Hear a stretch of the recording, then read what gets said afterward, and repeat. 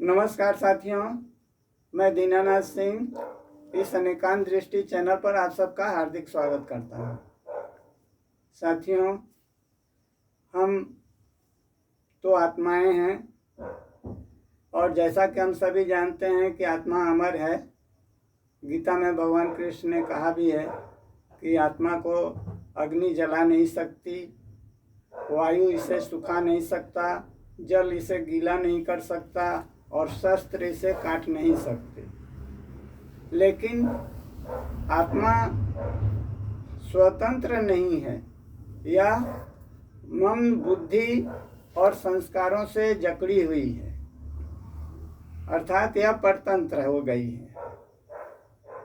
अमर भले ही हो, लेकिन मन, बुद्धि, संस्कार से यह प्रभावित हो जाती है और इन्हीं के अधीन होकर यह साक्षी भाव में रहती है और वैसा ही बाध्य होकर इन्हीं के अनुसार कार्य करती है।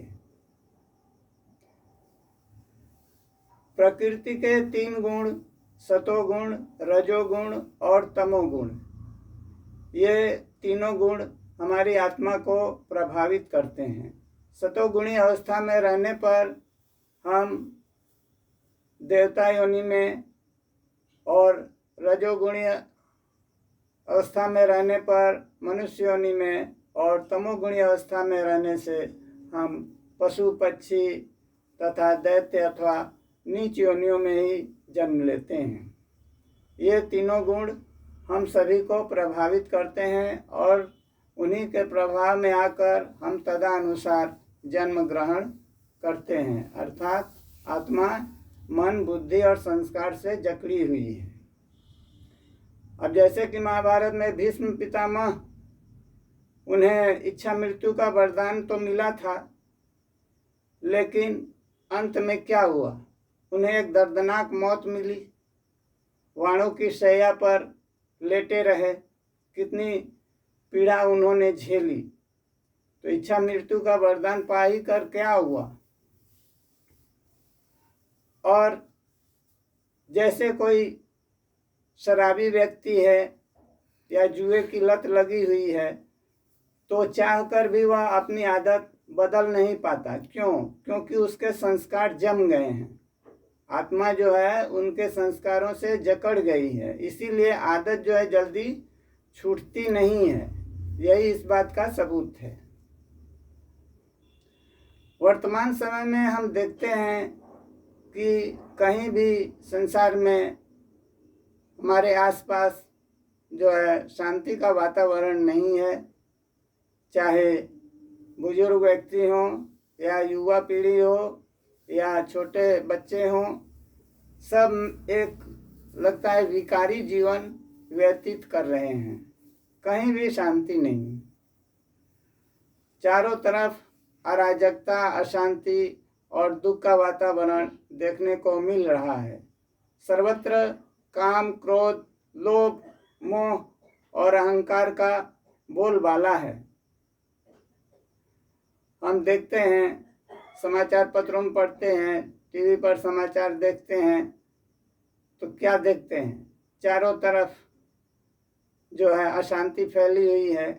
कहीं हत्या हुई, कहीं चोरी डकैती हुई, कहीं बलात्कार के मामले सामने आए और तरह तरह के आपराधिक घटनाएं घटती हुई हम रोज देख रहे हैं और सुन रहे हैं। तो इससे यह साबित होता है कि हम सभी तमोगुणी अवस्था में हैं, अर्थात हमारी आत्मा जो है बिल्कुल सद्वृत्तियों का त्याग कर चुकी है। तो स्वर्ग और नरक, जिसे शास्त्रों में हम पढ़ते हैं कि कहीं स्वर्ग है और तो कहीं नरक है। तो स्वर्ग जैसे सतयुग के बाद त्रेता युग आता है, तो सतयुग और त्रेता युग ही स्वर्ग है और द्वापर और कलयुग जो है यही नरक है। यह कहीं आकाश में नहीं है, अंतरिक्ष में नहीं है। यह द्वापर और कलयुग नरक है और सतयुग और त्रेता युग जो है स्वर्ग है। सतयुग त्रेता युग में हम लोग देव योनि में थे, अर्थात देवता बने थे, और द्वापर और कलयुग में हम लोग जो है मतलब अत्यंत नीच स्वभाव के हो गए हैं, दूषित प्रवृत्ति के हो गए हैं, अर्थात हमारी आत्मा जो है बिल्कुल कलुषित हो गई है। यह सब हमें कहने की ज़रूरत नहीं, हम लोग सभी देख ही रहे हैं कैसा वातावरण चल रहा है। तो ऐसी परिस्थिति में हमें शांति बनाए रखने के लिए योग साधन को अपनाना चाहिए, परमात्मा की शरण में ही जाना चाहिए, और तभी हम शांति को प्राप्त कर सकेंगे और सुखमय जीवन व्यतीत कर सकेंगे। ऐसे तो संसार में भोग विलास की अनेक वस्तुएं हैं, अनेक अवसर मिलते हैं, लेकिन हम इन जहरीले भोगों को कई जन्मों से भोगते आ रहे हैं, लेकिन ऐसा कभी नहीं हुआ कि अब बस करो, बहुत हो चुका। जितना ही अग्नि में हम ईंधन डालेंगे वह सब जलता रहेगा, अग्नि बुझेगी नहीं। उसी प्रकार ये है, ये जहरीले भोग हम भोगते भोगते कभी भी शांति को प्राप्त नहीं होते। तो हमें धन, शक्ति, वैभव, ऐश्वर्य प्राप्त कर के जो है किसी को कष्ट नहीं पहुंचाना चाहिए।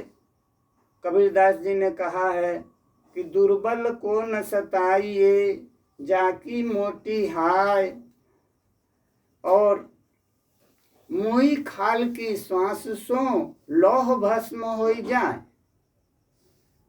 अर्थात जाकी मोटी हाय, अर्थात निर्बल की जो है हाय मोटी होती है, उसकी आह मोटी होती है। शरीर तो निर्बल होता है, दुर्बल होता है, लेकिन उसकी आह जो है मोटी होती है, ताकतवर होती है, उसकी आह हमें लग सकती है, अर्थात हमें भी उसके सताने के फलस्वरूप भोगना पड़ेगा, उसका कुफल हमें अवश्य मिलेगा।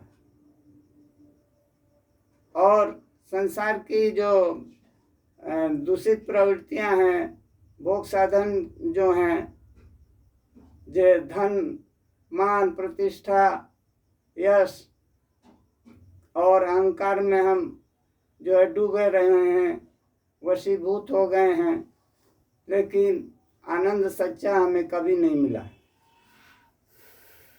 और कहा भी है कि दुनिया के जो मजे हैं हरगिज भी कम न होंगे, चर्चे यही रहेंगे, अफसोस हम न होंगे। दुनिया के जो मजे हैं, आनंद हैं, वे कभी कम नहीं होंगे, खत्म नहीं होंगे, लेकिन एक दिन हम ही खत्म हो जाएंगे। लेकिन ये जो मजे हैं, भोग विलास की जो वस्तुएं हैं, ये सदा बनी ही रहेंगी।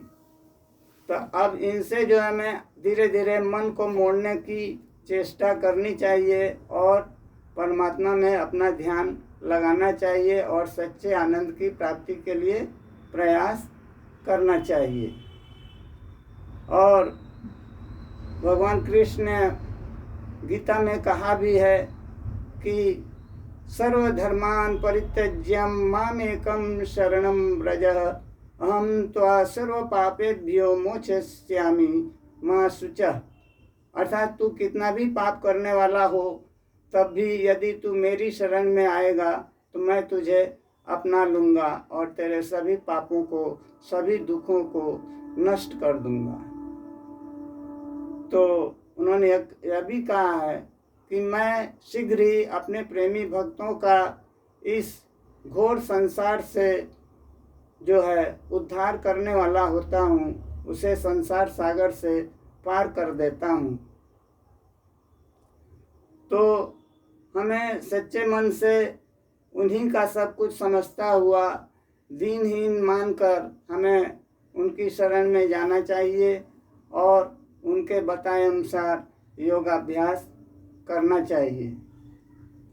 भगवान ने तो कहा ही है कि जो मेरी शरण में आएगा मैं उसे त्याग नहीं सकता, भले ही वह कितना भी बड़ा पापी क्यों न हो।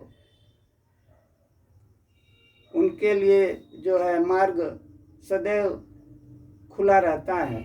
उनके दरबार में हमारे लिए अत्यंत उच्च स्थान पड़ा रहता है। भगवान हमें अवश्य अपना लेते हैं। जैसे दीनहीन सुदामा को जो है भगवान कृष्ण ने अपने साथ अपने सिंहासन पर बैठाया और उनका जो है आदर सत्कार किया। तो कहा भी है, आना है तो आ राह में, कुछ फेर नहीं है, भगवान के घर देर है, अंधेर नहीं है। आना है तो आ राह में, कुछ फेर नहीं है, भगवान के घर देर है, अंधेर नहीं है। जब तुझसे न सुलझे तेरे उलझे हुए धंधे, जब तुझसे न सुलझे तेरे उलझे हुए धंधे, भगवान के इंसाफ पे सब छोड़ दे बंदे। खुद ही तेरी मुश्किल को वो आसान करेगा, जो तू नहीं कर पाया वो भगवान करेगा, वो भगवान करेगा।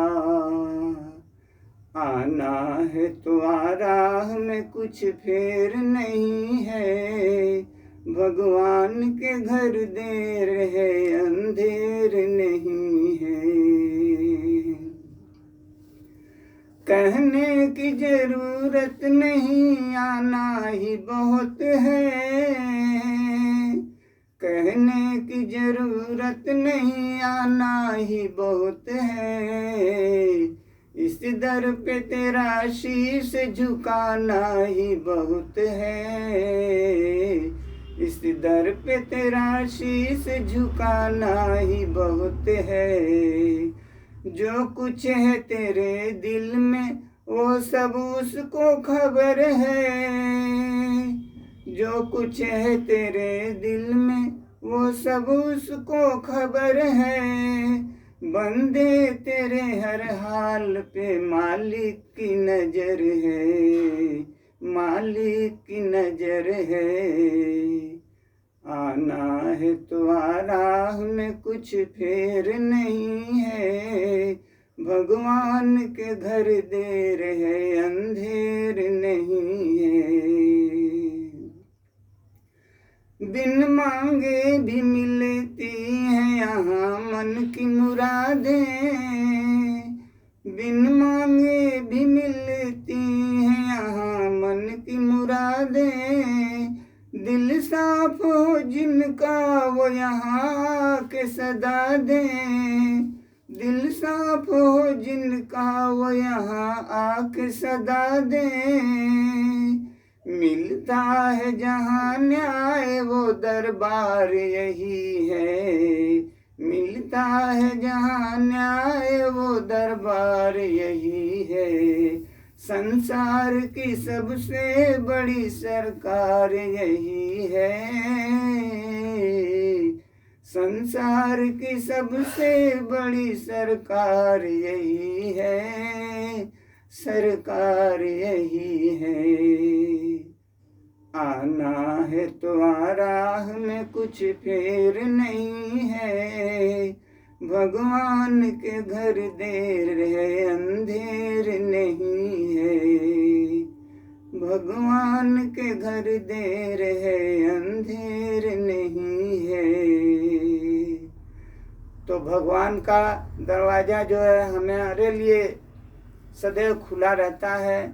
आवश्यकता है हमें उनकी शरण में जाने की और उनके कहने के अनुसार हमें योग युक्त जीवन व्यतीत करने की, तभी हम सच्चे आनंद की प्राप्ति कर सकेंगे और परम शांति को प्राप्त होंगे।